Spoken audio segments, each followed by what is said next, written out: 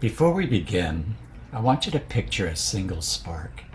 It is small, but it already carries the potential to become a steady flame.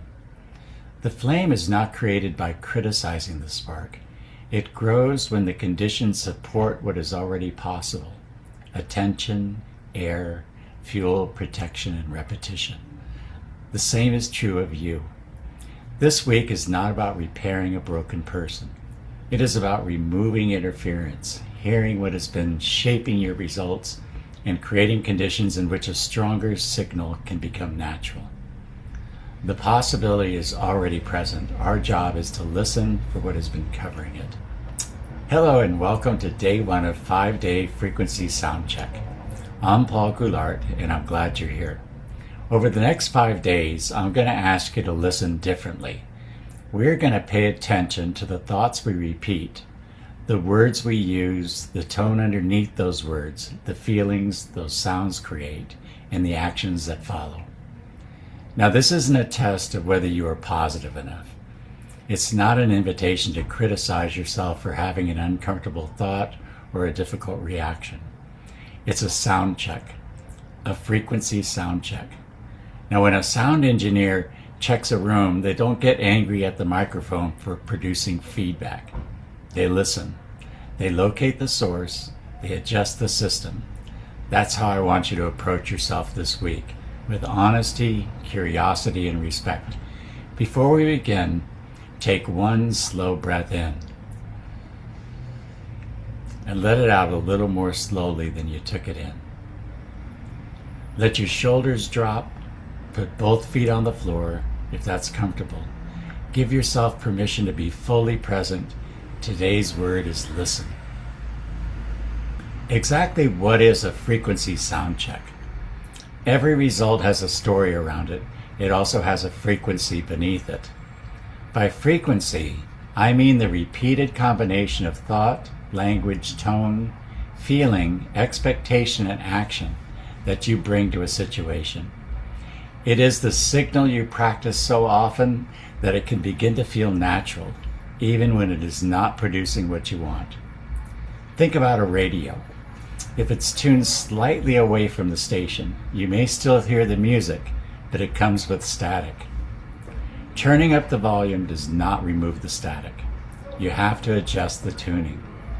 Now, many of us try to change a result by turning up the volume. We work harder, we push more, we criticize ourselves more intensely. We promise that the next time we will have more discipline. But if the underlying frequency remains the same, more volume often creates more of the same result. This week is about tuning before turning up. Today, we are not trying to repair the entire system. We are simply learning to hear one recurring signal clearly. Now, some people use their results to determine if they're winning or not. Nothing wrong with that. But today, we want to look at a particular result and see what frequency we'd have to be tuned into in order for that result to show up. This isn't about whether you're working hard enough or whether what you're doing is right or wrong. We're simply trying to measure a result that keeps showing up in your life. It might involve money, health, work, relationships, confidence, communication, follow through, or the way you use your time. Maybe you keep reaching a certain income and then find yourself pulling back. Maybe you begin projects with energy but have difficulty finishing. Maybe one type of conversation always leaves you feeling unheard. Maybe you know what to do, but when the moment arrives, you hear yourself using the same words and taking the same action. The result is real, but it's not you. If a microphone produces feedback, we do not say this microphone is a piece of garbage. No, we say something in the system is producing this sound. Your recurring result is also information from a system. It may be showing you a repeated thought. It may be showing you an expectation you accepted years ago. It may be showing you a tone that enters your voice before you consciously decide what to say. It may be showing you an automatic response that has been practiced so many times that it now runs automatically. The important distinction is this: you are not the result. You are the person capable of observing the frequency that produces that result. That distinction creates room, and inside that room, choice becomes possible. For now, the important thing to understand is this as you give consideration to your result. This result is feedback. It is not my identity. Again, this result is feedback. It is not my identity. There's an important distinction I want to make. This is not simply a lesson in thinking more positively. A positive statement can be useful, but if an older automatic script is still running underneath it, the statement may remain at the surface. You can say, "I am confident," while your voice tightens, your breathing shortens, and your actions continue to communicate hesitation. These are two separate frequencies, and we're trying to identify the frequencies that are in harmony with what you want. We are going to go below the slogan. We are looking at the frequency through which you think, feel, speak, and act. That frequency is why two people can receive the same opportunity and broadcast two completely different responses. The purpose of a frequency sound check is not to paste a better slogan over an unheard frequency. It is to hear the existing signal, locate its source, and practice a replacement frequency that can eventually become familiar. This is transformation through awareness and repetition, not motivation for a single afternoon. All right, so let's get into this. Let's open your workbook to the page titled The Frequency Map. Now, across these 5 days, we'll make 5 distinctions. On day 1, we're going to distinguish listening. We're listening for the signal by examining the result. On day 2, we're going to locate. We're locating the situation versus your response. On day 3, we're going to name it. We're naming the message versus the messenger. On day 4, we're going to retune. We're simply practicing being on the frequency that is in alignment with the results we want to see. On day 5, we're going to broadcast. Broadcast, the idea is to broadcast a clear, consistent frequency wave. Now, each day builds one part of a simple artifact, your completed frequency sound check. By the end of the 5 days, you will have named the signal, heard a familiar script and tone, recognized its resonance, designed a retuning move, and written a broadcast ideal for the frequency you choose to practice. Now, most people you ask today would probably say I'm a pretty nice person, and I like having a reputation for being a nice person. But have you ever heard that saying, nice guys finish last? Well, I hate to admit it, but I've had that feeling more times than I'd like to admit. The key word here is feeling, and if you stay with a feeling long enough, that will become your broadcast frequency. People will pick that up when you enter a room without you having to say a word. Now, I had been operating on the frequency of, I can't trust people. Some of you might know what that sounds like, right? Because I can't trust people is what I'm broadcasting. Guess what I will be attracting? It heightens your perception, and if you live on that frequency long enough, you'll get very good at attracting people you can't trust. It's true. One day, you may even come to the realization that all those things coming into your life that you don't like might have more to do with you than it has to do with them. Now, I've since changed my frequency to I always recognize my value and I'm paid handsomely for my services. And what kind of people do you think I'll be attracting? You got it, people just like you who want to better understand how these laws of the universe operate. That's the value I bring. I understand these laws and they work for every person, everywhere, all the time. The only people that would be showing up for that would be people like you. But suppose someone comes along now that I probably shouldn't trust. Well, we're going to get to that a little bit later. It's called the counter move, by the way. But for now, we want to understand what your result is, because that's going to identify the frequency you're on. Your details will be different, but the principle is the same. A result becomes useful when we stop treating it as a verdict and begin tracing the frequency that produced it. That's really the first step. Now, about 6 years ago, I was introduced to what we call the stick person image. I have it up here on the screen for you right now. Now, most people begin at the experience end of a particular frequency. They begin with the result. They want to change the number in the bank account, the number on the scale, the unfinished project, the missed opportunity, or the repeated disagreement. Now, those things matter, but a result cannot explain itself. If you want to understand what is producing a recurring result, you have to identify the frequency. You have to listen for what happens before you move into a frequency that leaves you with results that you don't want. Now, what situation activates the frequency? You see those little antennas coming out of the conscious mind? That's one source of these frequencies. It's what you see, hear, smell, taste, and touch. It's your environment. Now, going back to my example of being on the frequency of I can't trust people, that frequency wasn't coming from my conscious mind. That frequency was coming from unacknowledged habits, beliefs, and emotional patterns that I couldn't even see. And to tell you the truth, it's not necessary to get to the bottom of how you got on the frequency you're on. All we're trying to do is make the connection between your results and the frequency without judgment. Those habits, beliefs, and emotional patterns, our frequencies, live in that lower part of the large circle in what we call the subconscious mind. That's what's driving the show. We'll come back to this in a minute, but for now, let's listen to this 8-minute video I made that will explain this more completely. So we've got these 5 mental faculties. They're higher mental faculties is what they call them. And one of them is called reason. Let's see, where should I write that? I think I'll write them right here. Okay, so the first one is called reason. And reason gives us the ability to choose. Okay, we can choose what kind of thoughts we're thinking in our mind. Okay, we can choose from the thoughts that we're getting from the outside world through our sensory factors, see, hear, smell, taste, and touch. Or we can create our own idea. We actually have the ability to create our own idea. Okay, and reason gives us the ability to reject or accept that idea. Now the second thing we have, the second mental faculty we have is called will.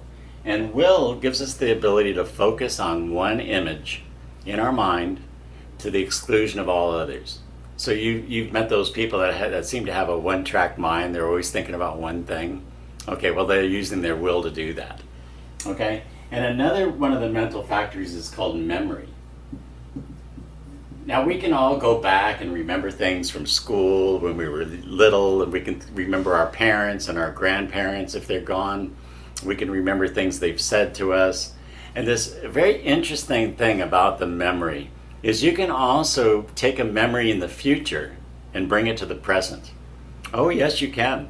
You can think of something that you are dreaming about, and that memory actually exists as a future memory, and you're going to manifest it. Okay, and this is a very interesting subject and very interesting how that works. Our fourth higher mental faculty is called perception. Now, perception is how you look at something. For instance, okay, I have a color wheel right here. It's a musical color wheel. And I could hold this up to you and I could say, I don't see a wheel here. I don't see a wheel. And you would say, yes, I do see a wheel. There's a color wheel. This thing spins around. It's a musical thing. You could say, I see a wheel, and I could argue with you and say I don't. And I may be right, but you may think I'm wrong. But it's because of the perception. Okay, it's because you're looking here and I'm looking here. I don't see a wheel. Okay, so that's the difference of perception. It's how you look at things, and when you look at something differently, the thing you're looking at actually changes. It's really amazing. It's a really cool mental faculty. Now, another mental faculty we have is intuition. Now, intuition gives us the ability to tap into universal mind. It's really amazing. You know, if you go into a room full of people, and you can kind of feel the vibe sometimes. Like if you go into a shopping mall, I feel kind of drained when I come out. If you go into a church and everybody's singing, You can feel the energy. It feels really nice. If you go to a wedding, it feels different than if you went to a funeral. Okay, so this is intuition, gives you the ability to tap into that universal consciousness. Now, the last and definitely not the least of your mental faculties is imagination. Now, imagination is something that is, I have a huge imagination. Okay, I could look at something, and I could look at a pile of bricks and see a house. Okay, I just have that. I have a ton of imagination. What you do is you use your imagination to come up with some of these ideas. So instead of coming up with your idea from your sensory factors, see, hear, smell, taste, and touch, you can actually use your imagination to come up with an idea, and you can put that in your conscious mind, and then you can use reason to accept or reject that, just like you accept or reject the circumstances that are going on in your life. So you could put an idea in your conscious mind. You could take that idea that you're a millionaire. Okay, you could take that idea, and nobody in the world could believe you based on your circumstances but you. Okay? But what you're going to do is you're going to take this idea wherever it's coming from, whether it's coming from the outside world, from your perception, or from your imagination, and you're going to plant it in your subconscious mind. So what that does when you do that is it puts your body in a certain vibration. And everything is frequency, okay? Everything is vibration. And I'm going to talk a little bit more about that in the coming days too. But down here I left something off here. This is your body. Now this is just a diagram that actually brings order to your mind. Okay, so if this was your mind, you could picture it this way. You have your conscious and your subconscious mind. You also have your body. When these two things are in sync with each other, the idea that you've accepted in your conscious mind and the idea that you accept in your heart, it's going to put you on a vibration that is going to take you to the moon. It really will. But you have to get these things in sync. You have to. So if you're thinking, if your conscious mind is thinking, I know I can earn more money, I know I can be successful in life, but deep in your heart you're thinking, I just can't seem to figure out how to make more money, you're going to be out of sync, and the vibration is going to be chaotic. And so what you want to do is you want to get this so that it's in sync, so the vibration, your body is vibrating at a rate that's going to attract all those things that are on the same frequency as what you're aligned with, and this is going to give you your results. It's a fabulous, this is a fabulous diagram that brings order to your mind. Now, a lot of people, the mind of course doesn't look like this, right? But if you have some kind of an image, and this is called the stick person image, when you have this kind of image, it brings order to your mind. So when you're thinking about something that's going on in the outside world that isn't matching what you're feeling deep down inside, let's say you have an occupation that's giving you plenty of income to pay all your bills and support yourself and your family, and then suddenly you get fired. Okay, and the idea that you had prior to being fired was that everything's great. I've got enough money to take care of all my bills and keep my life going, and everything's happy. Okay, when suddenly the outside world says you're fired, you could spiral into a situation where you think, I'm worthless. You could be thinking, I'm worthless. I'm worthless. Somebody just fired me. Okay, you're someone that you're trying to have a date with might say no. You might be running in a race and you lose. Now, these kinds of things that come into your conscious mind based on the circumstances in your outside world that you're picking up with your five senses, they could end up in your heart. Of heart, you could actually believe that, where before everything was fine, you believed you were successful, something comes along and knocks you off track, and you suddenly begin to doubt yourself. And when you get that doubt down here in your subconscious mind, it's going to change the frequency that you're on, and it's going to change your results. And have you ever noticed sometimes when something goes wrong in your life, suddenly everything goes wrong in your life and you spiral down. Okay? Now that's a function of this, what I'm talking about right here. So it's very important what you plant in your subconscious mind. And we're going to talk a lot more about that over the course of these 5 days. But for now, I just want to say this is like the keys to your kingdom. Understanding this, because it brings order to your mind. And as they say, order is nature's first law. So this is the beginning of your frequency map. One, we have the signal. That's what happens just before your frequency shifts. Second, we have the script, the exact words, image, or inner talk that plays. Then we have the tone. How does the message sound? Then we have the resonance. What frequency does this message create in your body and emotions? And then we have the broadcast. What are you broadcasting? What is the result it reinforces?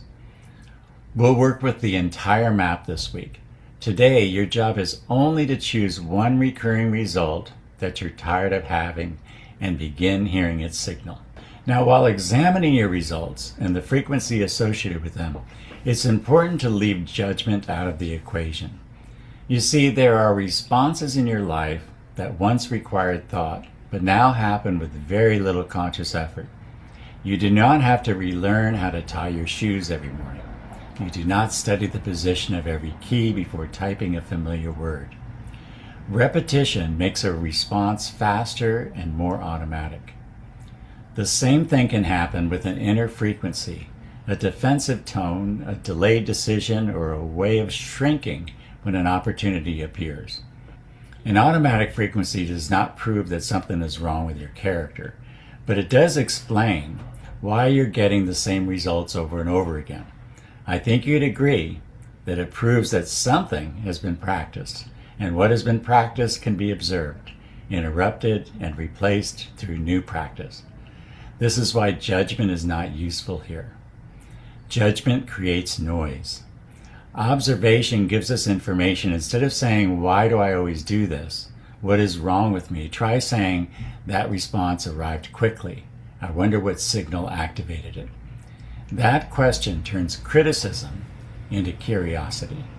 To understand why a recurring result can continue even when you know better, picture 3 connected levels.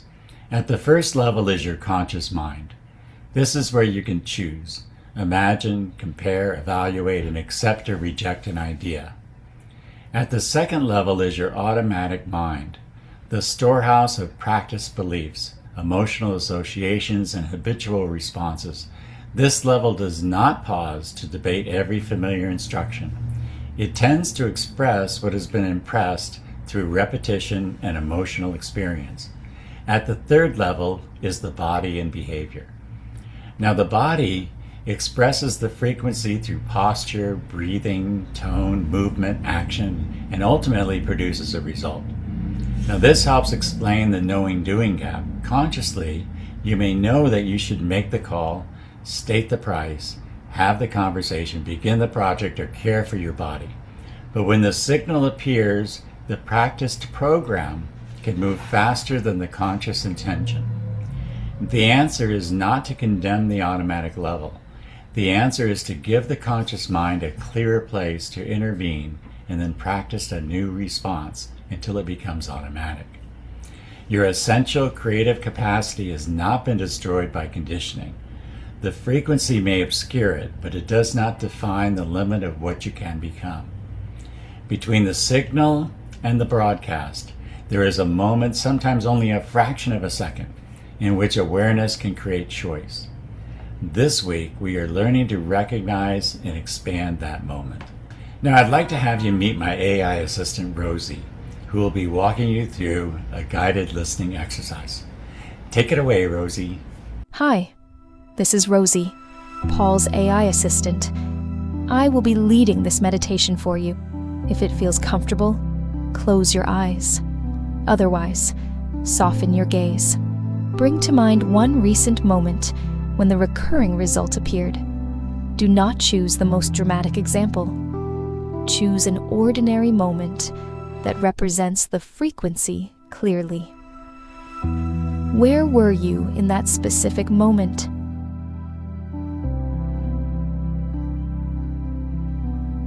Who was present with you, if anyone?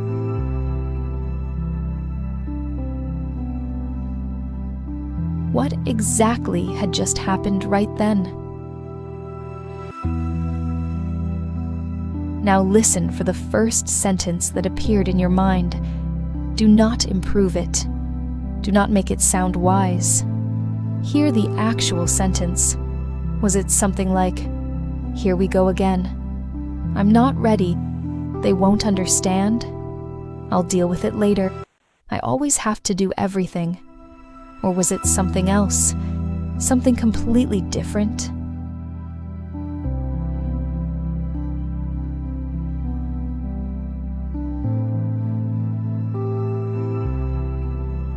Now notice the sound of that sentence.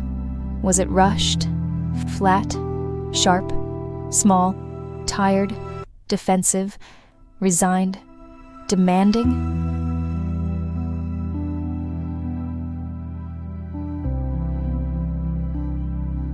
Where exactly did you feel it in your body?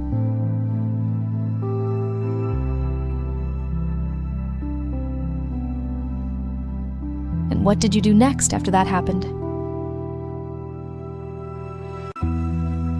Take one slow breath. Open your eyes when you are ready. Write down 3 things before they fade: the situation, the first words you heard, and the quality of the sound or tone.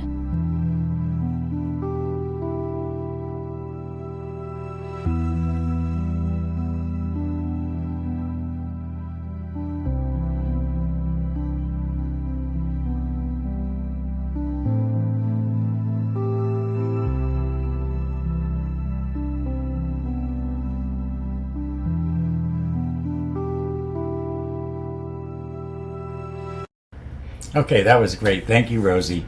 Now let's turn to the day 1 practice. Choose the signal in your workbook. You'll see the first question: what recurring situation or result do you want to understand? Choose one, okay? Not 5 results, not your entire life story. One recurring result that matters enough to examine and is specific enough to recognize. For instance, instead of writing "I have trouble with money," you might write, "I avoid looking at my numbers until I feel pressure." Instead of "I lack confidence," you might write, "When I have an idea in a meeting, I wait until someone else says something similar." Instead of "My relationships are difficult," you might write, "When I believe someone is disappointed in me, I become quiet instead of asking what they mean." Being specific helps you hear the frequency.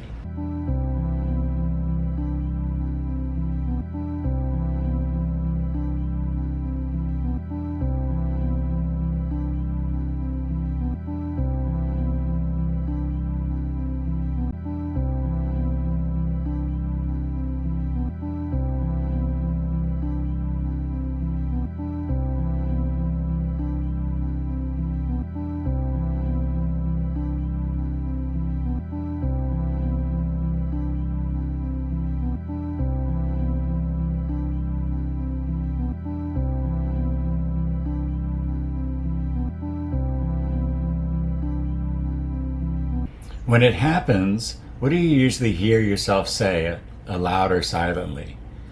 Write the unedited sentence. If there are several sentences, circle the one that seems to carry the most energy.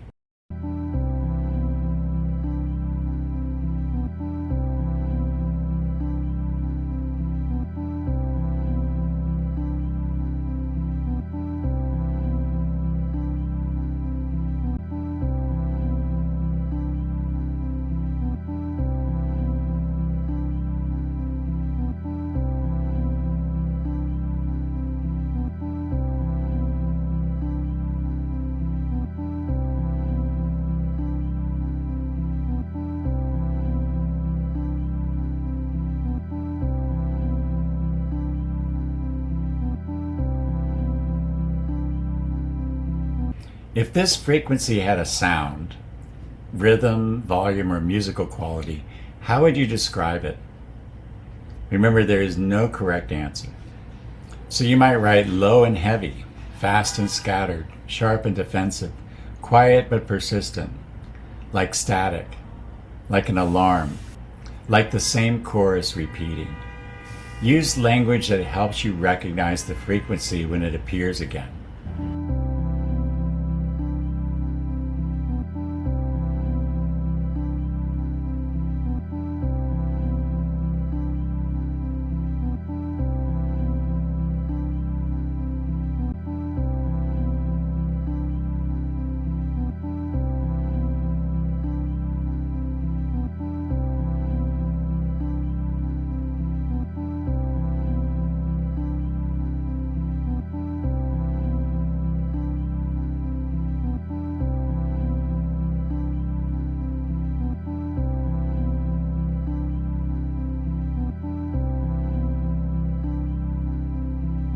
Finally, complete the statement at the bottom of the page.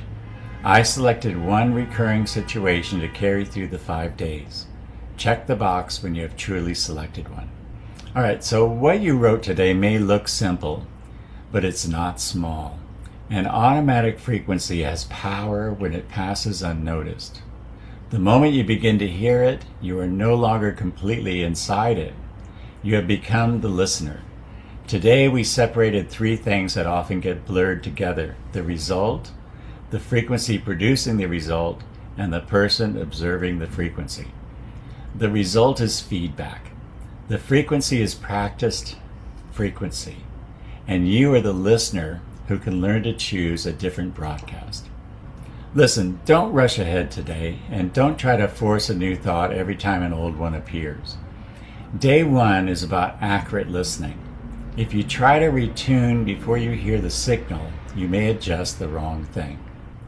So between now and day 2, practice this 3-step sound check whenever you remember. Number 1, pause. Stop for 1 breath. Number 2, hear. Ask, what am I saying and how does it sound? Number 3, record. Write 1 sentence in your notes or workbook. Do not analyze it yet. Your assignment is to collect evidence, not to perform perfectly. Pay special attention when your energy changes suddenly, you feel the urge to delay, withdraw, defend, or over-explain. Your voice becomes faster, quieter, sharper, or flatter, or a familiar result begins to repeat. Simply notice and record. Read this with me slowly. I am willing to hear what has been playing without judging myself for the sound. My results are feedback, not identity. Awareness gives me a place to choose. Today, I listen. Thank you for showing up honestly for day 1. Tomorrow, we will learn to locate the moment the frequency begins to shift. We will look at the situation, the internal signal, and what happens just before the familiar response takes over. Until then, hear it, write it down, and let curiosity lead. And I'll see you tomorrow.